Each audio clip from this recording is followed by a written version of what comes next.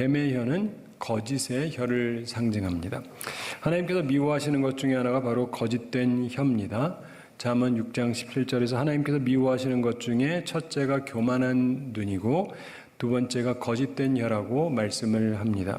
따라서 오늘은 하나님이 미워하시는 것 두 번째 시간으로 거짓된 혀, 이런 제목으로 말씀을 나누도록 하겠습니다. 뱀의 혀처럼 거짓된 혀를 하나님께서 미워하십니다. 여러분, 거짓의 아비, 거짓의 아버지가 누구죠? 마귀입니다. 마귀. 그래서 모든 거짓은 마귀로부터 시작이 되죠. 인간의 최초의 범죄, 바로 뱀의 유혹 때문이었습니다. 마귀로 인한 것이죠. 뱀의 거짓된 혀가 사람에게 저주를 불러들여왔습니다. 오늘 말씀을 통해서 거짓된 혀에 대해서 살펴보면서 우리의 모습을 점검해 보기를 원합니다. 거짓된 혀에는 세 가지 특성이 있습니다. 우리가 피해야 되는 것들입니다. 거짓된 혀, 즉 뱀에게 있는 첫 특성은 간교함입니다. 뭐라고요? 간교함. 오늘 본문 1절 말씀 함께 읽어보겠습니다. 그런데 뱀은 여호와 하나님이 지으신 들짐승 중에 가장 간교하니라. 뱀이 여자에게 물어 이르되 하나님이 참으로 너희에게 동산 모든 나무의 열매를 먹지 말라 하시더냐. 아멘. 여호와 하나님이 지으신 들짐승 중에 뱀이 가장 간교하더라, 이렇게 성경이 말씀하고 있습니다. 뱀의 특징, 거짓된 혀를 가진 자의 첫째 특색은 간교함입니다. 여러분, 간교하다는 것은 두 가지를 혼합한 모습이라고 생각을 할 수가 있습니다. 뛰어난 머리와 불순한 마음, 이 두 개를 합친 게 간교함이에요. 마귀는 본래 거짓말장입니다. 그런데 바보가 하는 거짓말은 아무도 속지 않습니다. 하나님께서 싫어하시는 거짓된 혀를 가진 자의 특색은 좋은 머리는 가졌는데 나쁜 마음을 가진 자를 말합니다. 이런 거짓말을 하는 사람의 거짓이 정말 큰 파괴력을 갖는 것입니다. 사기꾼들을 조사해 본 바에 의하면 최고 명문 대학생들의 IQ하고 비슷하다고 그럽니다. 상당히 머리가 좋대요. 그러니까 속죠, 사람들이. 그런데 이들의 문제는 그 마음이 불순하다는 것입니다. 그래서 머리가 좋다고 다 좋은 것이 아닙니다. 성품이 나쁜 자는 차라리 머리가 나쁜 것이 남을 위해서 유익합니다. 그런데 하나님께서 미워하시는 거짓된 혀를 가진 사람은 뱀처럼 간교합니다. 머리는 뛰어난데 마음이 불순합니다. 그래서 위대한 성서학자 매튜 헨리가 성결하지 않은 영리함은 마귀가 자기 유익을 위해 이용하기 가장 좋은 것이다, 이런 말을 했습니다. 사랑하는 성도 여러분, 우리 마음을 항상 깨끗하게 해야 됩니다. 마음이 이중적인 사람, 깨끗하지 못한 사람, 불순한 사람, 이런 사람들은 자신의 뛰어남이 마귀에 의해서 이용될 거라는 사실을 기억을 해야 됩니다. 마태복음 5장 8절에서 마음이 청결한 자는 복이 있나니 저희가 하나님을 볼 것이며, 이렇게 말씀합니다. 이와 반대로 요한계시록 22장 8절 후반에서 모든 거짓말하는 자들은 불과 유황으로 타는 못에 참여하리니 이것이 둘째 사망이라, 이렇게 말씀합니다. 마음이 청결해야, 동기가 순수해야 하나님을 볼 수 있습니다. 천국에 갈 수 있습니다. 그러나 거짓 혀를 가진 사람들, 간교함을 가지고 세상을 살아가는데 천국에 들어갈 수 없다가 성경 말씀입니다. 거짓된 혀를 가진 자의 둘째 특성은 의문을 증폭시킨다는 것입니다. 의문을 증폭시킨다. 특별히 말씀에 대해서 의문을 일으켜요. 본문 1절 중반에 뱀이 여자에게 묻죠. 하나님이 참으로 너희에게 동산 모든 나무의 열매를 먹지 말라 하시더냐. 이 질문은 얼핏 보면 바보스러운 질문처럼 보입니다. 그러나 뱀은 바보가 아니에요. 아주 교묘하게 질문을 던지는 것입니다. 상대방의 지식도 참조할 겸 해서 의문을 일으키는 것입니다. 이게 마귀가 주로 하는 일인데 사람의 마음에 의심을 심겨줍니다. 작게는 옆에 있는 사람에 대한 의심으로부터 시작해서 목회자에 대한 의심, 더 나아가 하나님 말씀 자체에 대한 의심까지 하게 만듭니다. 마음속에 의혹이 생기는 것, 자연스러운 탐구의 마음이 아니라 부자연스러운 의혹을 갖게 하는 것입니다. 아주 위험한 것이죠. 본문 5절에서 보다 더욱 의문을 품게 하는 말을 합니다. 선악과에 대해서 5절 함께 읽어보겠습니다. 너희가 그것을 먹는 날에는 너희 눈이 밝아져 하나님과 같이 되어 선악을 알 줄 하나님이 아심이니라. 하나님의 말씀에 의문을 품게 합니다. 잘못된 것이죠. 만사를 부정적으로 보고 의문만 가지고 살던 사람이 있었답니다. 이 사람이 성경을 봤더니 예수님께서 물 위를 걸어서 배에 있는 제자들에게 걸어갔다 이런 내용이 나오잖아요. 이걸 보고는 이 의문을 일으키기 좋아하는 사람이 그거를 읽더니 이렇게 말하더랍니다. 그 예수라는 사람은 수영도 못했나 보지? 악한 혀를 가진 자들은 의문을 증폭시키려고만 합니다.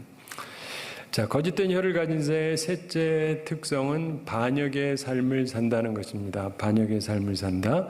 마귀는 거짓된 혀로 우리를 반역의 삶으로 이끕니다. 뱀의 질문에 여자가 2절 3절에서 말합니다. 2절에서 여자가 뱀에게 말하되 동산나무의 열매를 우리가 먹을 수 있으나, 그러면서 3절에서 동산 중앙에 있는 나무의 열매는 하나님의 말씀에 너희는 먹지도 말고 만지지도 말라 너희가 죽을까 하노라 하셨느니라 이렇게 말합니다. 그러자 뱀이 뭐라고 말합니까? 본문 4절 함께 읽어보겠습니다. 뱀이 여자에게 이르되 너희가 결코 죽지 아니하리라. 너희가 결코 죽지 아니하리라. 무슨 말입니까? 하나님이 먹지 말라고 한 과일 먹어도 안 죽는다. 상관없다. 하나님 말 사실이 아니다. 이런 얘기입니다. 결국 하나님의 법에 어긋나게 살라고 충동하는 것입니다. 반역의 삶으로 이끄는 것입니다. 그냥 이거는 추정해보는 얘기인데요. 본래 하나님은요, 만지지 말란 말씀을 하신 적은 없어요. 먹지 말라고 하셨지. 근데 이 여인이 만지지도 말라, 너희가 죽을까 하노라 그랬다고 그러잖아요. 그럼 어쩌면 이건 그냥 상상인데 한번 만져봐 했을 수 있어요. 안 만져! 왜 만져? 만지면 죽는데. 탁 갖다가 문지면 어때요? 나 죽었다? 내 죽어요? 안 죽지. 거봐 안 죽잖아. 먹어도 안 죽어. 그럼 더 쉽게 먹겠죠? 지금 제가 얘기한 건 완전 소설 쓴 거예요. 어디 가서 진짜 그렇다라고 얘기하지 마시고. 근데 그럴 수도 있어요. 그러니까 우리가 성경을 정확히 알아야지 잘못 알면 그거로 인해서 내가 오히려 시험을 받을 수가 있어요. 어쨌든 이걸 통해서 반역의 삶으로 이끄는 것이죠. 자, 그런데 왜 거짓말쟁이 마귀에게 사람들이 속을까요? 왜냐하면 이익을 보장하기 때문입니다. 물론 그 이익은 실상은 헛된 소망입니다. 즉 미끼, 덫인데 그것 때문에 사람들이 속습니다. 그런데 우리는 거짓된 혀를 가지고 살아도 안 되고 거짓된 혀를 가진 자에게 속임을 당해도 안 됩니다. 왜 그러냐? 그 결국이 저주이기 때문입니다. 그 결국이 심판이기 때문입니다. 본문 14절 함께 읽어보겠습니다. 여호와 하나님이 뱀에게 이르시되 내가 이렇게 하였으니 내가 모든 가축과 들의 모든 짐승보다 더욱 저주를 받아 배로 다니고 살아있는 동안 흙을 먹을지니라. 아멘. 결국 속이는 자는 저주를 받습니다. 이게 성경 말씀입니다. 그리고 속아서 범죄한 아담과 하와도 역시 저주를 받게 되었습니다. 피하지 못합니다. 우리는 속지도 말고 속이지도 말아야 하는 것입니다. 예전에 페르시아 사람들이 독특한 풍습을 갖고 있었다고 그럽니다. 전쟁에서 승리를 하면 노예를 한 명 뽑아서 그를 3일 동안 왕으로 만들어주는 풍습을 가지고 있었다 그럽니다. 그래서 뽑힌 노예에게 왕복을 입혀주고 그가 원하는 모든 쾌락을 즐길 수 있게 해준다고 그럽니다. 먹고 싶은 거 다 먹고 즐기고 싶은 거 다 즐길 수 있게 해준대요. 3일 동안. 정말 왕처럼 자기 마음대로 할 수 있게 해줍니다. 근데 문제는 그 즐김이 딱 3일로 끝난다는 거예요. 그러고 나서는 어떻게 하느냐. 3일이 지나면은 자기들에게 승리를 준 신에게 인간 제물로 그 노예를 바쳤다 그래요. 그야말로 3일 천하를 살고 끝나는 거죠. 사랑하는 성도 여러분, 우리는 유익을 얻는 것 같으나 그 끝에 죽음이 기다리고 있는 그런 저주의 길을 걷지 말아야 됩니다. 하나님께서는 거짓된 혀를 미워하십니다. 우리는 우리의 말에 거짓이 없도록 해야 됩니다. 그러려면 간교함, 즉 마음의 불순한 자세를 버려야 됩니다.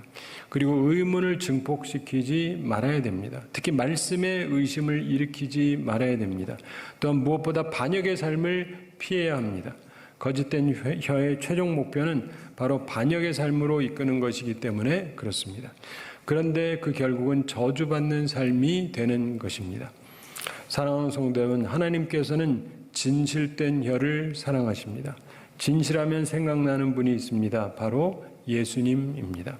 예수 그리스도는 말씀이 육신이 되신 분입니다. 따라서 진리 그 자체입니다. 하나님께서 사랑하시는 자, 하나님이 기뻐하시는 자, 예수님의 진실한 혀를 우리가 제자로서 배우게 되기를 바랍니다. 진실된 혀가 가지고 있는 특성이 있습니다. 우리가 배워야 될 점입니다. 진실된 혀의 첫 특색은 탁월함입니다. 뭐라고요? 네, 그러니까 우리의 말에도 탁월함이 있어야 됩니다. 예수님의 말씀에는 다른 사람과 다른 탁월함이 있었습니다.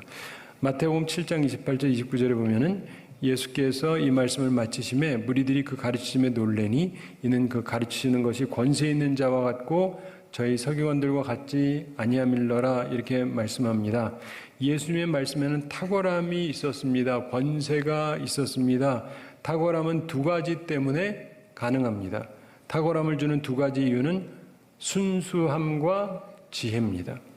예수님께서는 비둘기처럼 순결하되 뱀처럼 지혜로우라고 제자들을 가르치셨습니다. 예수님의 말씀에는 바로 이 두 가지가 잘 배합되어 있습니다. 순수함과 지혜, 그래서 탁월함이 있는 것입니다. 우리는 이 말씀을 잘 이해해야 됩니다. 예를 들어서 어떤 악당이 선한 사람을 죽이려고 쫓아옵니다. 그런데 그 선한 사람이 숨으면서 좀 비밀로 해달라고 말합니다.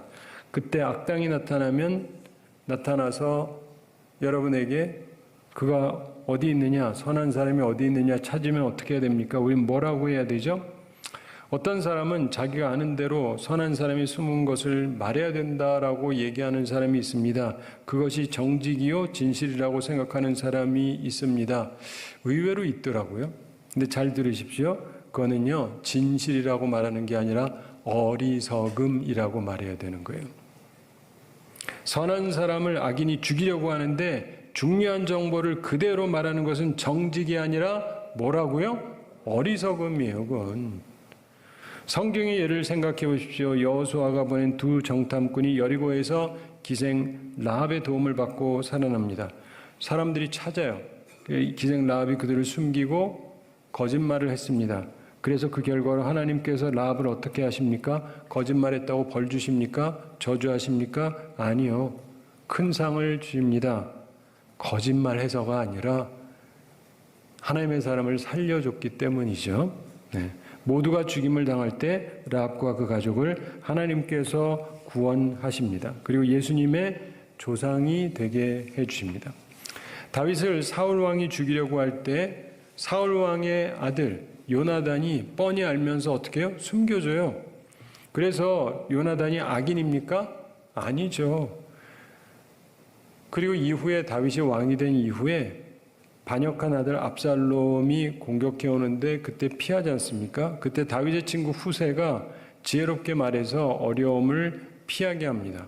물론 압살롬을 속인 거죠.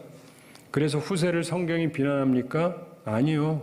의로운 하나님의 사람을 살린 공이 큰 사람으로 기록하고 있습니다. 제 말을 잘 들으시고 제대로 이해하시게 되기 바랍니다. 간교함을 참 지혜라고 말하지 않듯이 어리석음을 결코 정직 혹은 진실된 말이라고 할 수 없는 것입니다. 예수님께서도 자신이 어떤 존재인지를 상당 기간 동안 일부러 얘기를 안 하셨어요. 때가 될 때까지. 그래서 영국의 역사학자 칼라일이 이런 의미심장한 말을 남겼습니다. 인간에게 제일 무서운 것은 행운과 행복이 없는 것이 아니라 지혜가 없는 것이다. 나라의 흥망성쇠의 문제는 많은 경우 운의 문제가 아니에요. 지혜의 문제인 것입니다. 저는 이렇게 잘 표현합니다. 판단력의 문제. 우리는 예수님을 따르는 사람들입니다. 우리 말에는 순수함과 지혜가 담겨있는 탁월함이 있어야 하는 것입니다. 그것을 하나님께서 기뻐하십니다. 미국의 강철왕 앤드류 카네기가 10살 때 산에 올라갔다가 토끼 한 마리를 잡았답니다. 집으로 가지고 와서 키웠는데 마침 토끼가 새끼를 뺀 상태였어요. 근데 얼마 후에 새끼를 낳는데 꽤 많이 낳습니다. 12마리가 태어났답니다. 토끼를 키우고는 싶은데 카네기 혼자서 감당하기가 좀 어려워졌어요. 할아버지가 카네기한테 물었습니다. 앤드류, 이 많은 토끼를 어떻게 키울 생각이냐? 그랬더니 카네기가 미소를 짓더니 밖으로 나갔습니다. 잠시 후에 동네 아이들을 데리고 왔습니다. 그리고 할아버지한테 말했습니다. 할아버지, 이 아이들이 토끼 한 마리씩 맡아서 키울 거예요. 할아버지가 보니까 아이들의 숫자가 10명이었습니다. 그래서 다시 물었습니다. 근데 왜 10명만 데리고 왔니? 그랬더니 카네이가 답하더랍니다. 할아버지랑 저랑 합치면 12이잖아요. 그러면서 카네이가 토끼 한 마리 한 마리에다가 각각의 이름을 붙여서 한 마리씩 키우게 했습니다. 그래서 12마리의 새끼를 쉽게 키울 수 있게 되었다고 합니다. 카네기의 지혜로운 행동을 보고 할아버지가 카네기의 머리를 쓰다듬으면서 이렇게 말했다고 합니다. 너는 커서 큰 사업가가 되겠구나. 일리가 있죠? 실제로 그는 세계적인 강철 왕이 되었습니다. 순수함과 지혜가 결합된 탁월함은 참으로 소중한 것입니다. 주님에게는 탁월함이 있었어요. 우리 모두에게 필요한 것입니다. 우리의 말에 탁월함이 있게 되기를 소망합니다. 진실된 혀의 두 번째 특색은 말씀을 깨닫게 한다는 것입니다. 말씀을 깨닫게 한다. 예수님 말씀의 특색은 하나님의 말씀을 잘 깨닫게 하는 것이었습니다. 우리의 말도 그래야 됩니다. 예수님은 말씀의 의문을 증폭시키는 분이 아니셨습니다. 주님의 말씀은 항상 의문을 종식시키고 잘 깨닫게 하는 가르침이셨습니다. 이것이 진실된 혀의 특징입니다. 예수님의 탁월한 가르침이 있는 산상수훈에 나오는 마태복음 5장, 6장, 7장에 보면 신앙의 원리를 잘 설명해 주고 있습니다. 특별히 6장에서 참된 신앙은 사람에게 보이는 것이 아니고 하나님께 보이는 것이라고 하는 것을 잘 설명해 주고 계십니다. 그래서 구제할 때 사람에게 영광을 받으려고 하지 말고 은밀하게 구제하라고 가르치셨습니다. 그러면 하나님께서 은밀하게 보시고 그 선행에 보상해 주실 거라고 말씀하셨습니다. 기도할 때 사람에게 보이려고 회당과 큰 거리 여기에 서서 기도하지 말라고 하셨습니다. 골방에서 은밀하게 기도하라고 가르칩니다. 또한 금식할 때 사람에게 보이려고 얼굴을 창백하게 하지 말라고 말씀합니다. 은밀하게 하라고 말씀합니다. 참된 구제, 참된 기도, 참된 금식은 모두 하나님 앞에서 행하여져야 되기 때문에 은밀하게 하라고 말씀하셨습니다. 이런 주님의 가르침은 참된 신앙이 무엇인지를 깨닫게 해주는 것입니다. 진실된 혀의 특징은 말씀을 깊이 깨닫게 해주는 것입니다. 우리가 배워야 될 점들입니다. 예전에 어떤 분이 앞을 못 보는 분이 있었는데 그런데 이분이 저녁에 밖을 나가게 되면 꼭 등불을 가지고 갔습니다. 앞을 못 보는 사람은 등불이 필요가 없지 않습니까? 근데 등불을 들고 나가는 이 사람을 이상하게 생각한 어떤 사람이 질문을 했습니다. 보아하니 당신은 눈먼 사람 같은데 어째서 등불을 들고 길을 걷는 거요? 그랬더니 그분이 이렇게 답했다 그럽니다. 제가 등불을 들고 다니는 것은 제가 걸어가고 있다는 것, 앞을 못 보는 제가 걸어가고 있다는 것을 눈뜬 사람들에게 알려서 나와 부딪히지 않게 하려고 하는 겁니다. 참 지혜로운 사람이죠. 남이 보는 것을 도와주는 배려, 남에게 깨달음을 주는 행동, 참 귀한 것입니다. 진실된 혀는 말씀을 깨닫게 합니다. 우리의 혀도 말씀을 깨닫게 하는 혀들이 되기를 바랍니다. 진실된 혀의 세 번째 특색은 순종의 삶으로 이끄는 것입니다. 순종의 삶으로 이끈다. 예수님 말씀의 특색은 순종의 삶으로 이끄는 것이었습니다. 하나님을 반역하는 것이 아니라 하나님께 순종하는 삶으로 살아가게 하셨습니다. 주님의 탁월한 가르침 산상수훈에 있는 마지막 부분 마태복음 7장에 보면은 주님께서 순종의 말씀을 강조하죠. 예수님더러 주여 주여 한다고 천국에 다 들어가는 것이 아니라고 분명하게 가르치셨습니다. 그러면서 주의 이름으로 귀신을 쫓아내며 주의 이름으로 많은 권능을 행한 사람들도 주님께서 내가 너희를 도무지 알지 못하니 불법을 행하는 자들아 내게서 떠나가라 이렇게 말씀하시겠다고 가르치셨습니다. 신앙생활에서 은밀한 경건이 없는 사람들은 그 결국이 주님께 버림을 받게 되는 것입니다. 그래서 주님의 참된 제자들은 은밀한 경건이 있습니다. 그리고 순종의 삶을 살아가는 것입니다.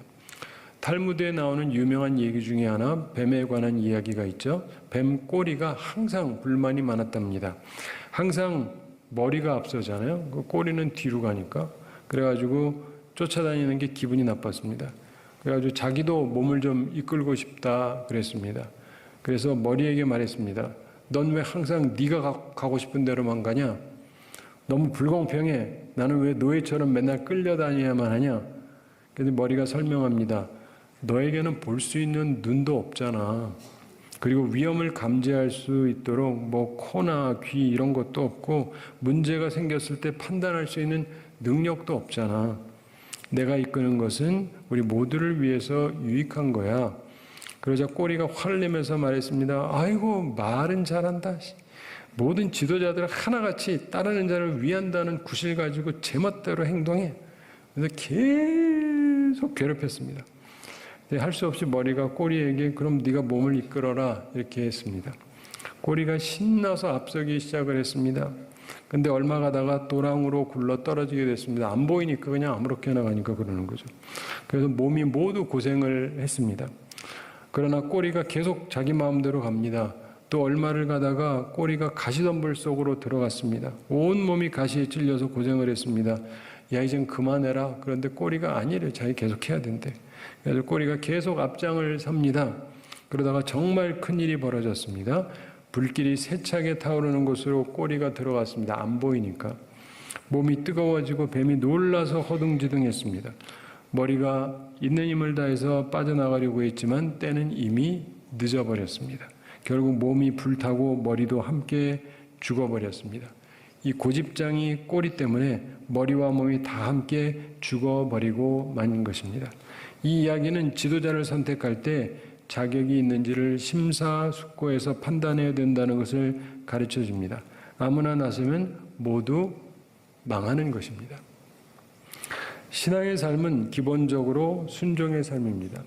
예수님께서는 순종의 삶을 사셨고 우리를 순종의 삶으로 이끄십니다. 특별히 하나님에 대해서, 하나님의 말씀에 대해서 그런 것이죠. 거짓된 혀는 하나님의 말씀의 반역의 삶으로, 진실된 혀는 하나님의 말씀의 순종의 삶으로 우리를 이끌어 갑니다. 우리도 하나님의 말씀에 순종하는 사람들이 다 되기를 바랍니다. 한 가지 이야기 말씀드리면서 오늘 말씀을 마치겠습니다. 옛날 조선 말기에 평안도 박천이라는 곳에 김응식이라는 큰 부자가 살았답니다.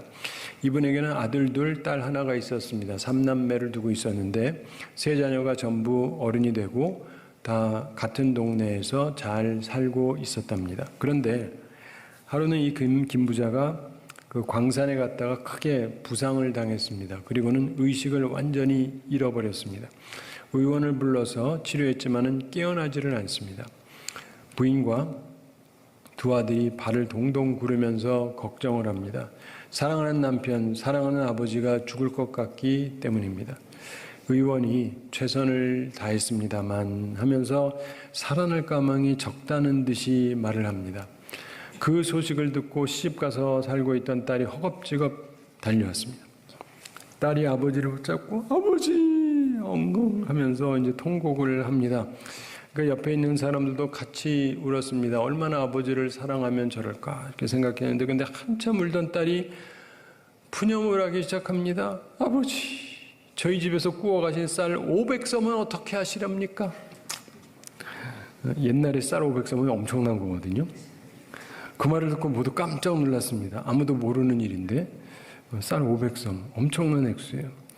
근데 그 다음날 구사일생으로 김 부자가 살아났습니다. 참고로 유산에 대해서 말씀드리면 지금 법하고 옛날 법하고 다른 거 아시죠? 옛날에는 아들 중심으로 특별히 딸은 시집 안 간 사람한테만 줬어요. 근데 이미 시집 갔고 그러기 때문에 옛날엔 끝이에요.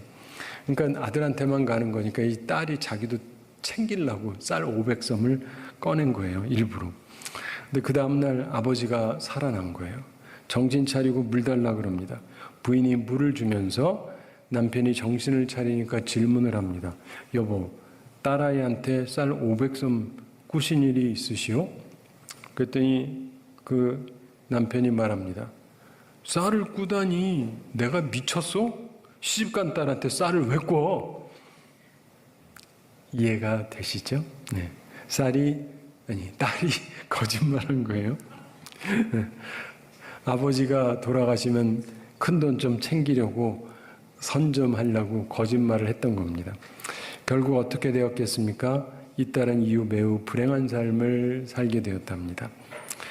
남편에게도 쫓겨나고 부모님도 안 좋아하고.